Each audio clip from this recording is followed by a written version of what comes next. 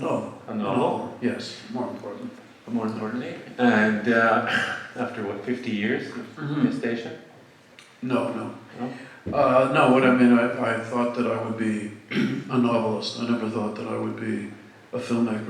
My father was a writer, a journalist, and I always aspired to writing and literature as a career.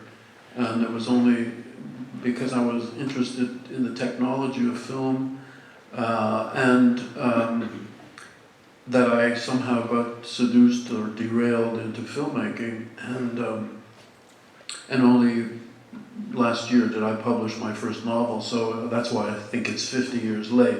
But it wasn't gestating for 50 years, that's the difference. Anyway, that's